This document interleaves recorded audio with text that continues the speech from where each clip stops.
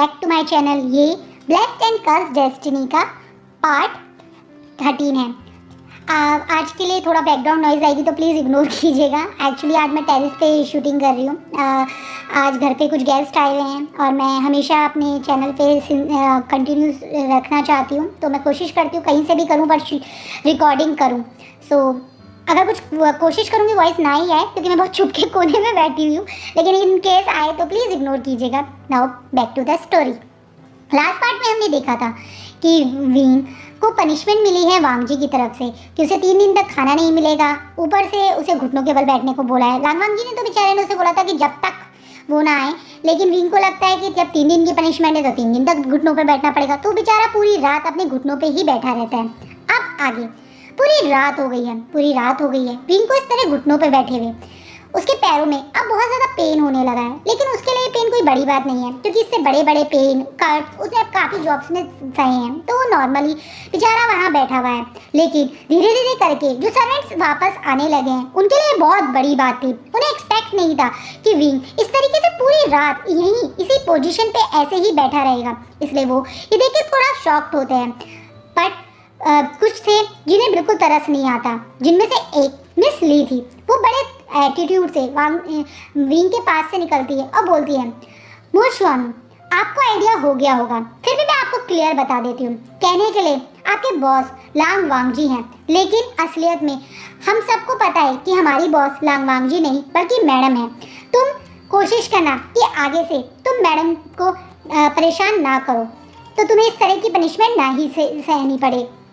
वो ये बात बोलने के बाद अपने काम में यानी अपने किचन में वापस चली जाती है। वहीं दूसरी तरफ वांग जी जो नॉर्मली डेली अपने टाइम पे उठता है, वो अपने टाइम पे उठ के रेडी होके अपनी जॉगिंग के लिए निकल गया था। उस समय थोड़ा सा मतलब वो सीढ़ियों से सीधा मेन गेट की तरफ चला गया। उसने डाइनिंग रूम और एक तरीके से जहाँ पे सोफे थे वहाँ पे देखा ही नहीं, तो वो निकल गया। उसने देखा ही नहीं कि विंग वहीं अभी भी वहीं बैठा हुआ है। लेकिन जब वो अपनी पूरी मतलब एक तरह से जॉगिंग करके अपना सारा काम करके अपनी मॉर्निंग रूटीन एक्सरसाइज करने के बाद वापस आता है अपने ब्रेकफास्ट और वापस आके दोबारा ऊपर रेडी होके करीबन 10 बजे के करीब अपने ब्रेकफास्ट के लिए जाता है, जो नॉर्मली उसकी ब्रेकफास्ट टाइमिंग से काफ़ी लेट है आज। वहाँ पे जाता है तो एकदम से शॉक हो जाता है विंग को वहाँ बैठे हुए देख के, और वो तुरंत बोलता है और दौड़ के वो विंग की तरफ जाता है और बोलता है, तुम अभी भी यहाँ क्यों बैठे हुए हो, अपनी जगह से खड़े हो। विंग जो अब शायद काफ़ी देर हो गई है उसे इसी तरह से अपने घुटनों पर बैठे हुए, और अब उसकी बॉडी भी काफ़ी ज़्यादा वीक फील कर रही है क्योंकि उसने कल सुबह से कुछ नहीं खाया था और ऊपर से वो इसी तरह से इसी पोजीशन में कल से बैठा हुआ है। तो वो धीरे धीरे करके खड़े होने की कोशिश करता है, लेकिन उसका बॉडी उसका साथ नहीं देती और वो धड़ाम से नीचे की तरफ गिर जाता है क्योंकि वो बेहोश हो गया। हाँ, विंग जिसने कल पूरा दिन कुछ नहीं खाया और इस तरीके से अपने घुटनों पे बैठा रहा, उसकी बॉडी ने फाइनली उसका साथ छोड़ ही दिया। विंग का एकदम से बेहोश होकर गिर जाना वांग जी को बहुत ज़्यादा टेंशन दे देता है। वांग जी बिना कुछ सोचे समझे विंग को गोदी में उठा के ब्राइडल स्टाइल में तुरंत दौड़ा उसे के रूम में लेके जाता है और उसे बेड पे लेटा देता है और तुरंत सर्वेंट को पानी लाने के लिए और डॉक्टर को कॉल करने के लिए बोलता है।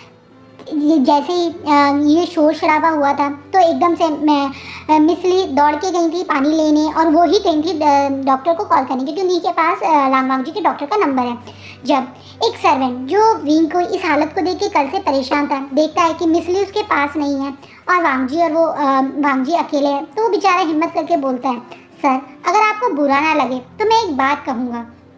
वांग जी एकदम से उस सर्वेंट की तरफ देखता है और इशारा करता है कि बोलने का। सर्वेंट बोलता है, सर माना कि कल सर ने अपने मतलब मोशवानू ने अपने फार्मर्स रूम में फिल किए थे, लेकिन पूरी गलती मोशवानू की नहीं है। उसने जानबूझ के ऐसा नहीं किया था।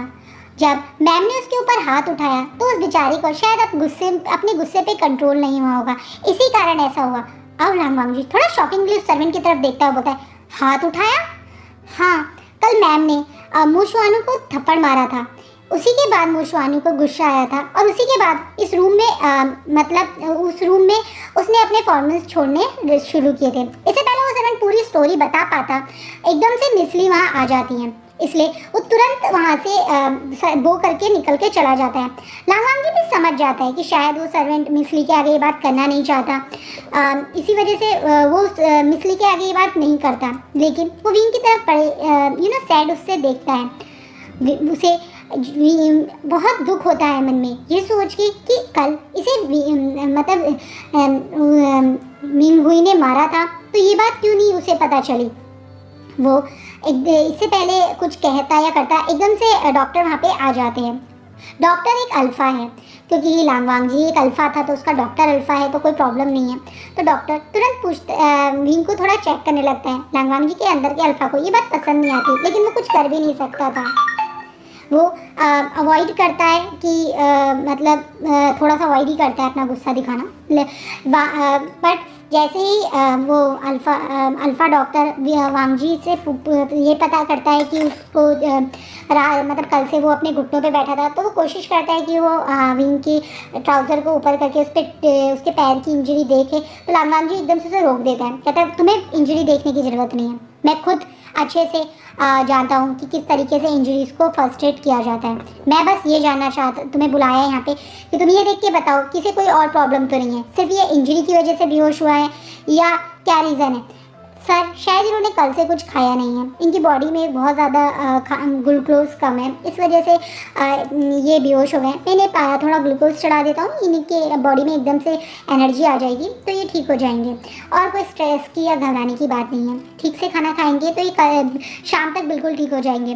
और जैसे आपने बोला घुटनों के बल बैठे हुए थे, तो हो सकता है इनकी मतलब बॉडी स्टफ हो गई हो, उसके कारण भी इनको थोड़ी ज़्यादा वीकनेस फील हुई हो। ये बात बोलने के बाद वो डॉक्टर वहाँ से चला जाता है, जो भी उसे मेडिसिन मतलब जो ज़रूरत थी वो मेडिसिन दे देता है। इतनी देर में जैसे ही मतलब थोड़ा सा विंग भी अब नॉर्मल हो गया था, उसे भी ऊपर डॉक्टर जब इसे ये सारी बातें कर रहा था तो ग्लूकोज भी उसकी बॉडी में एंटर हो गया था। विंग की धीरे धीरे आँख खुलती है। विंग सबसे पहले घबरा के अपने चेहरे पे हाथ रखता है, वो डरता है कि कहीं उसकी बेहोशी में उसके फेस से किसी ने मास्क तो नहीं हटाया है। जब वो देखता है कि उसका मास्क बिल्कुल सही है, हटाया नहीं है, तो वो थोड़ा सा रिलैक्स होकर आँख खोल के देखता है। फिर वो देखता है कि वो अपने रूम में है और लांगवांग जी उसके साइड में बैठा हुआ है, तो एकदम से अपनी जगह से उठ के खड़े होने की कोशिश करता है। लांगवांग जी उसे तुरंत रुकता है, बोला ये तुम क्या कर रहे हो। सॉरी सर, मुझे अच्छे से कल सिखाया गया है कि सबसे पहला काम सुबह उठते ही मालिक को ग्रीट करने का है। मैंने कल ये गलती करके अपने मालिक को सुबह ही अपसेट कर दिया था, आज मैं दोबारा से ये गलती नहीं करना चाहता। ये बात बोलने के बाद विंग अपनी जगह से उठ खड़े होने की कोशिश करता है, लेकिन वांग जी को ये चीज़ पसंद नहीं आती। वांग जी तुरंत अपनी जगह से उठ के विंग का दोनों हाथों को पकड़ के उसे दोबारा बेड पर बैठा देता है। ये नाटक करना बंद करो, देखो मुझे पता है कल मैं भी थोड़ा गुस्से में तुमसे ज़्यादा बोल गया, लेकिन मैंने तुमसे कब कहा था कि तुम पूरी रात अपने घुटनों पे बैठे रहो। अब विंग शॉकिंगली वांग जी की तरफ देखता है और बोलता है, पर आपने ये भी तो नहीं कहा था कि मुझे कब उठना है। विंग कि इस जवाब को सुन के वांग जी को थोड़ा उस पर गुस्सा और आता है, थोड़ा सा वो क्यूट भी लगता है, लेकिन वांग जी फिर बोलता है, तुम्हारे पास खुद का दिमाग नहीं है क्या? मैंने क्या बोला था? शाम तक। नहीं, आपने ऐसा नहीं बोला था। विंग गुस्से में दोबारा बोलता है। अब वांग जी अपना गुस्से पे थोड़ा कंट्रोल करते हैं, देखो मैंने तुमसे शाम पूरी रात तुम घुटनों पे बैठे रहे, तुम्हारे पैरों में दर्द है, अब आराम से बैठो और मुझे दिखाओ तुम्हारी इंजरी कैसी है। ये बोल के वांग जी कोशिश करता है कि वो विंग का जो उसने एक लोअर पहना हुआ है उसे थोड़ा ऊपर करके उसके पैर को देख सके। विंग थोड़ा सा एकदम से वांग जी का हाथ पकड़ता है, नहीं बॉस आप ये काम मत कीजिए, आप एक सर्वेंट को मेडिसिन लगाएं, ये आपको शोभा नहीं देता। और मैडम को ये बात पता चल गई तो मैडम बहुत ज़्यादा गुस्सा होंगी, मैं बिल्कुल भी मैडम को और गुस्सा नहीं कर सकता। विंग ये बात बोलता है। अब वांग जी को थोड़ा सा बुरा लगता है कि कल उसने क्यों नहीं एक बार भी विंग की पूरी बात सुनी, बिकॉज उसे आज सुबह ही पता चला है कि कल विंग के थप्पड़ भी पड़ा है, और इस समय वो देख सकता है कहने के लिए फेस कवर है, लेकिन उसके कुछ जो भी फेस दिख रहा है उस पर ऑलरेडी दिख रहा है कि वो उंगलियों के निशान है। वो अपना हाथ आगे करके विंग के फेस की तरफ बढ़ाता है। विंग और ज़्यादा नर्वस हो जाता है, ये सोचे कि वांग जी उसका मास्क हटाने की कोशिश तो नहीं कर रहा। वो एकदम से और पीछे को कहता है, सर आप ये क्या कर रहे हैं, दिखाओ तुम्हें कल कहाँ लगाएं। सर आप क्यों इतनी चिंता कर रहे हैं मेरी चोट की और इंजरी की, आपको मैम की चिंता करनी चाहिए, कल मैम ज़्यादा ही मेरी वजह से परेशान हो गई थी, आप उनके पास जाइए, मैं खुद को संभाल लूँगा। विंग ये बात बोल के जो साइड वाले मतलब साइड टेबल पे जो मेडिसिन रखी थी उन्हें उठा के खुद लगाने की कोशिश करता है। वांग जी तुरंत उसका हाथ पकड़ लेते हैं, मैं लगाऊंगा और तुम चुपचाप बैठो, थोड़ा डोमिनेटिंग अपनी अल्फा वॉइस में कमांड करता है। इसलिए विंग थोड़ा चुप ही बैठ जाता है। वांग जी तो जब अपने विंग के ट्राउज़र मतलब एक लोअर ऊपर करके देखता है तो उसे देखता है कि उसके घुटनों पे पूरी तरह से नील पड़ चुका है, उसके घुटने मतलब काफ़ी बुरा नील पड़ा हुआ है। तो उसे दुख बुरा लगता है कि वो क्यों शाम को एक बार दोबारा विंग को चेक करने नहीं आया, क्यों उसने कल विंग की बात नहीं सुनी। तो अपने हाथ से क्रीम लगाते हुए विंग के घुटनों पे क्रीम लगाता है। विंग का इस तरह मतलब वांग जी का विंग को इस तरह से पैम्पर करना विंग को कुछ अच्छा नहीं लग रहा। सच कहें तो विंग बिल्कुल भी सॉफ्ट नहीं होना चाहता। उसके मन में अभी तक वांग जी के लिए नफरत नहीं आई है और वो बहुत कोशिश कर रहा है कि वो वांग जी से नफरत करने लगे। वांग जी की ये छोटी छोटी हरकतें उसे दोबारा वांग जी से प्यार करने पर मजबूर ना कर दें, इसलिए वो बेचारा डर रहा है कि वांग जी की ये स्वीट चीज़ों को वो जितना हो सके उतना मतलब अवॉइड करे। इसलिए वो बोलता है, सर प्लीज़ आप मेरे साथ इतना स्वीट बनने की कोशिश मत कीजिए। मैं जानता हूँ अब मेरा यहाँ पे क्या काम है, मैं आगे से कभी भी वो गलती दोबारा नहीं करूँगा। प्लीज़ आप जाइए, मैं अपने ध्यान खुद रख लूँगा। और ये बात बोलने के बाद विंग जिससे अपनी जगह से उठ के वॉशरूम की तरफ चला जाता है। सच्चाई ये है कि वो वांग जी से और आर्ग्यूमेंट नहीं करना चाहता। वांग जी तो इस रूम से जा नहीं रहा तो कम से कम वो ही चला जाए कहीं। इसी वजह से वो वॉशरूम में जाके डोर बंद कर लेता है। वांग जी अब उस जगह बैठे हुए ये चीज़ फील कर रहा है। आज तक किसी की हिम्मत नहीं वांग जी को ऐसे ऑर्डर कर देने की, लेकिन विंग के ऑर्डर के आगे वो बेचारा कुछ नहीं कर पाया। वो वहाँ से चला जाता है क्योंकि उसे पता है कि वो कुछ भी कहेगा कुछ भी करेगा उससे कोई फ़र्क नहीं पड़ने वाला है, क्योंकि कल उसने एक गलती कर दी है। ये बात सुनने के बाद वांग जी तुरंत अपने रूम में जाता है। इतना ही नहीं, वो अपने सीसीटीवी कैमरे को ऑन करता है और वो देखता है कि किस तरीके से पहले मिंगुई ने ही विंग पे हाथ उठाया था और क्योंकि सीसीटीवी कैमरे में वॉइस वाली रिकॉर्डिंग नहीं हो रही थी, सिर्फ इमेज ही दिख रही थी, तो एग्जैक्ट आवाज़ में उसे पता नहीं चलता है वो उसने क्या बोला, पर उसे ये चीज़ दिख गई है कि मिंगुई ने उसके ऊपर हाथ उठाया। उसके बाद विंग ने गुस्से मतलब विंग के वो घुटनों पे बैठी, उससे पहले विंग ने ये नहीं करा था, तो उसे बहुत गुस्सा आया और उसे मन में एकदम से कुछ डाउट हुआ कि मिंगुई ने उससे कल क्यों झूठ बोला। क्या कुछ ऐसा है जो वांग जी मिंगुई के बारे में नहीं जानता, या मिंगुई का उसका झूठ बोलना नहीं वांग जी को कुछ समझ नहीं आया। इससे पहले वो कुछ मतलब रिएक्ट करता एकदम से शुयांग का उसके पास कॉल आ जाता है। शुयांग उसे बताता है कि जो उसकी कंपटीशन है वो उसकी डेट चेंज होके कल दोपहर की हो गई है। अब वांग जी थोड़ा शॉक है क्योंकि आज विंग को ऑलरेडी बॉडी बहुत ज़्यादा वीक है, उसके पैरों में भी चोट है और उसने किस तरीके से विंग के साथ बिहेव किया तो वो विंग के साथ तो आज किसी वो कर नहीं पाएगा, जिसकी वजह मतलब जो उसका टोटका है वो कर नहीं पाएगा। और ऊपर से ये मिंगुई का क्या मतलब मिंगुई ने उसे झूठ क्यों बोला, अब ये दोनों बातें उसे परेशान कर रही हैं, लेकिन वो ज़्यादा कुछ रिएक्ट नहीं करता। वो अपनी जगह से उठता है और प्रैक्टिस के लिए अपने जो उसका प्रैक्टिस वाला पुल है वहाँ पे चला जाता है। अब वांग जी वहाँ पे स्विमिंग कर रहा है और दिमाग में उसकी वही सारी बातें चल रही हैं।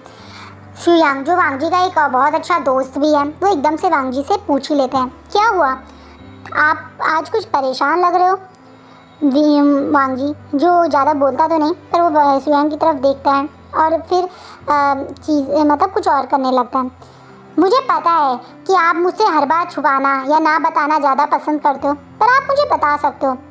मैं कोई इतना बुरा एडवाइज़र भी नहीं हूँ, हो सकता है कभी कभी मैंने आपको अच्छी एडवाइस भी दी हो। अब दोबारा से वांग जी बोलता है, मुझे तुमसे कोई एडवाइस नहीं चाहिए।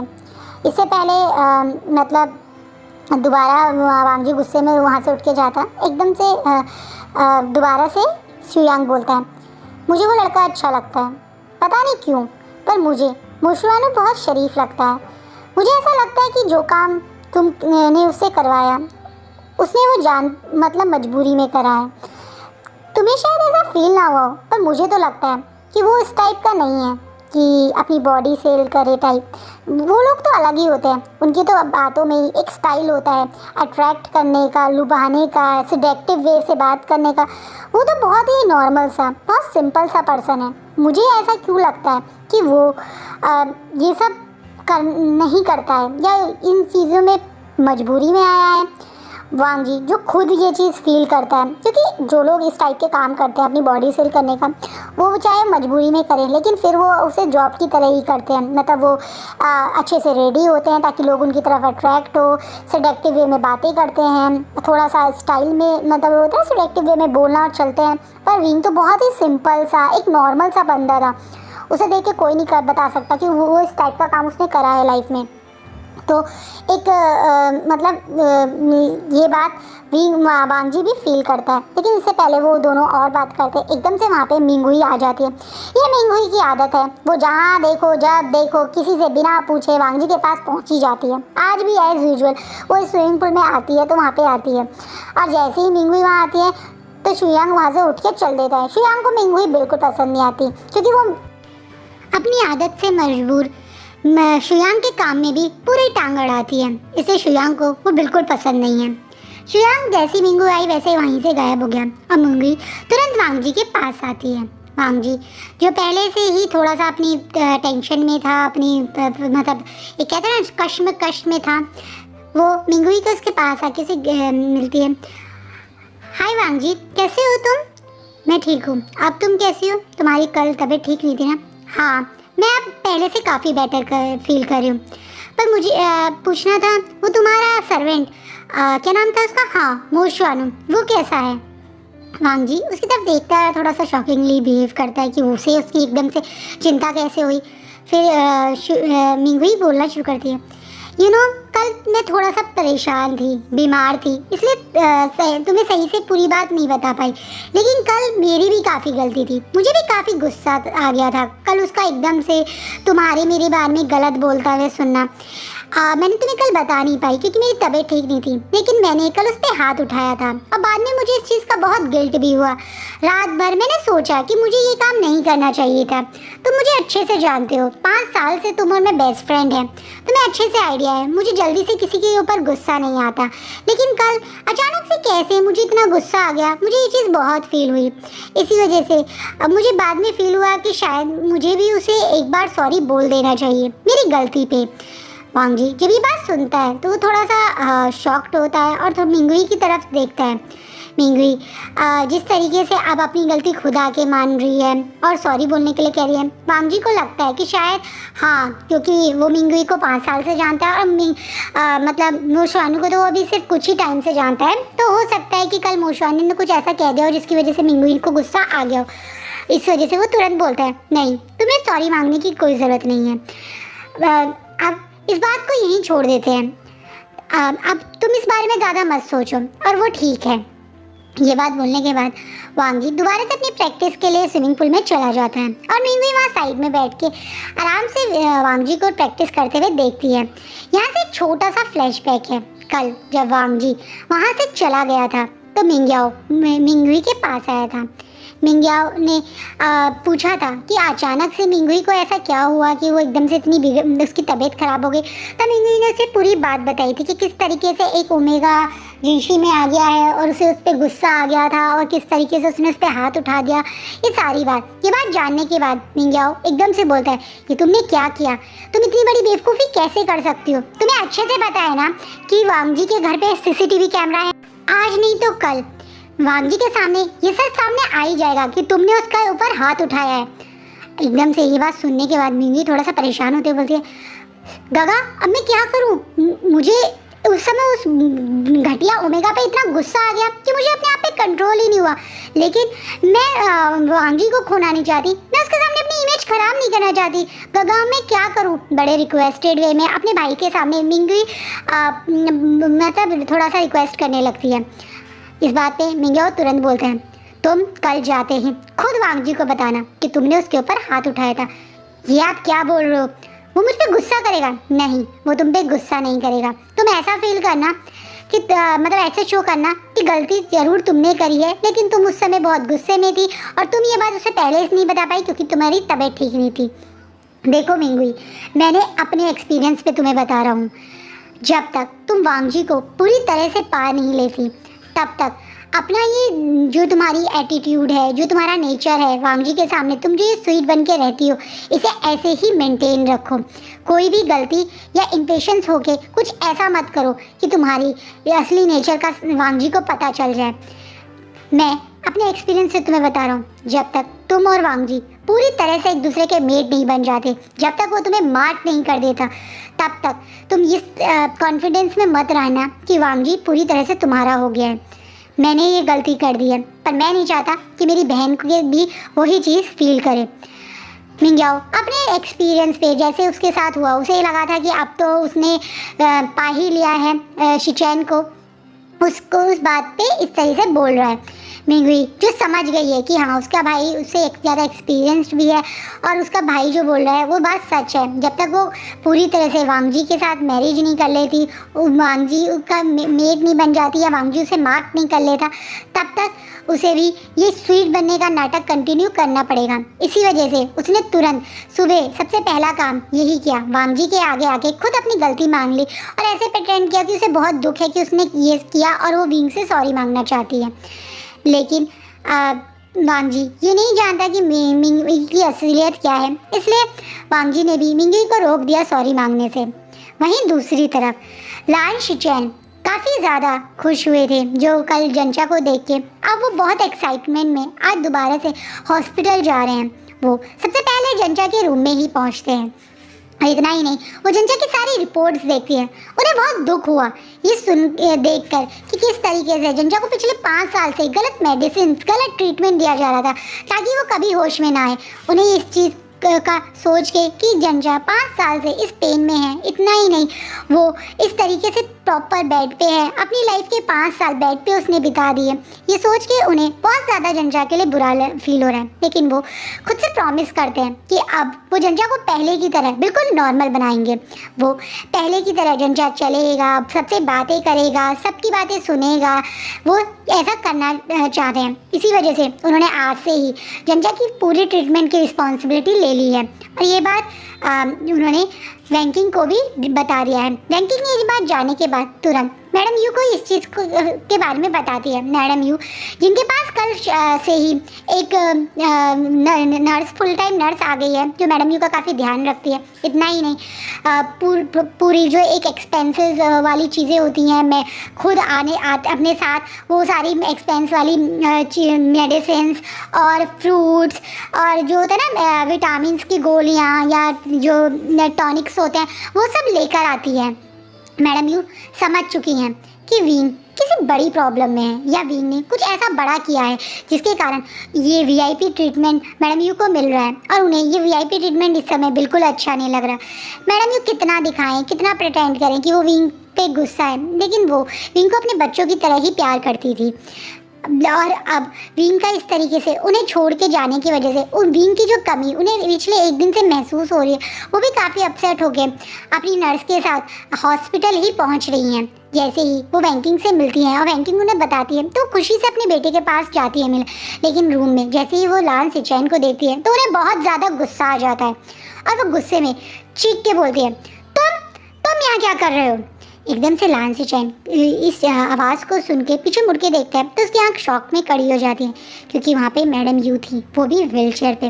लान शिचैन ने हमेशा मैडम यू को की एक दमदार पर्सनैलिटी, एक स्ट्रॉन्ग ऑरा कैरी करते हुए देखा है। आज वो लेडी एक व्हीलचेयर पे बहुत ज़्यादा वीक दिख रही है, उनका फेस बहुत ज़्यादा पील है। तो इतना ही नहीं, उनकी आंखों के नीचे भी काफ़ी गहरे डार्क सर्कल है, जिससे ये प्रूव होता है कि वो काफ़ी टाइम से किसी स्ट्रेस में हैं या अपनी इस हालत के बारे में बहुत ज़्यादा सोचती हैं। एकदम से लान शिचैन आगे आके बोलता है, आंटी यू तुम यहाँ क्या कर रहे हो? मेरे बेटे के रूम में तुम क्या कर रहे हो? देखो तुम्हारी फैमिली ने हमें जितना परेशान करना था वो कर चुके हैं, अब प्लीज़ आप लोग हमारी लाइफ से चले जाओ। मैडम यू गुस्से में ये बात बोलती हैं। सुनने के बाद शिचैन तुरंत अपने घुटनों के बल मैडम यू के आगे बैठ जाता है और बोलता है, आंटी यू मुझे नहीं पता आप लोगों के साथ क्या हुआ है। पहले मुझे ये पता चला कि जंचा 5 साल से कोमा में और आप इस समय इस व्हीलचेयर पे। आप प्लीज़ मुझे बताइए आंटी यू आपके साथ क्या हुआ आपकी पूरी फैमिली के साथ जो आप लोगों की ये हालत है। कहाँ है अंकल और कहाँ है विंग और अंकल की बात सुन के मैडम यू अब गुस्से में आंखों में आंसू भरे हुए तुरंत शिचान की तरफ देख के बोलती है, क्यों जानना है तुम्हें उन सब के बारे में? एक को तो तुम मार चुके हो और दूसरे को पल पल मरने के लिए छोड़ चुके हो। अब तुम्हें क्यों जानना है हमारी फैमिली के बारे में? तुमने तब जानने की कोशिश करी, एक बार हमारी बात सुनने की कोशिश करी। कितनी बार जंजा ने, मेरे हस्बैंड अल्फा ने तुम्हारी फैमिली से कनेक्ट करने की कोशिश करी थी, एक बार हमारी बात तुमने सुनी भी नहीं और सीधा हमारे पूरे क्लैन को अपने अंडर ले लिया और मेरे हस्बैंड को और हमें भागने पे मजबूर कर दिया। अब तुम्हें क्यों जानना है? मुझे तुम्हें कुछ नहीं बताना है। उस दिन मैंने अपने हस्बैंड को खोया था और जंजा बेड पे आ गया था। मैंने अपना पैर खोए और मेरे सबसे प्यारे उस छोटे से वीन ने अपना जवानी पूरी की पूरी हम लोगों की सेवा में लगा दी। अब क्यों तुम्हें जानना है? तुम्हें तो खुश होना चाहिए, जो तुम लोग चाहते थे तुम्हें वो सब कुछ मिल गया। तुम्हें हम वीन को दुखी देखना था, हमारी फैमिली को बर्बाद होते हुए देखना था, वो तो हो गया ना। अब तुम क्यों ये मदद करने का नाटक करो? गुस्से में मैडम यू बोलती है और ये बात सुनने के बाद 1 मिनट के लिए लान शिचान एकदम से शॉक हो जाते हैं, क्योंकि उनकी पूरी फैमिली में से कोई भी नहीं जानता कि जैंग फैमिली के साथ उस दिन क्या हुआ था। और आज का फैन फिक्शन हम यहीं रोकते हैं। सो गाइज, आज नेक्स्ट पार्ट में आपको पता चलेगा लैंड क्लैन के ऑप्शन, मतलब लैंड क्लैन की साइड, कि उन लोगों को अभी जैंग क्लैन के बारे में क्या पता है या क्या नहीं पता है। उसके लिए आपको नेक्स्ट पार्ट देखना पड़ेगा। Thank you.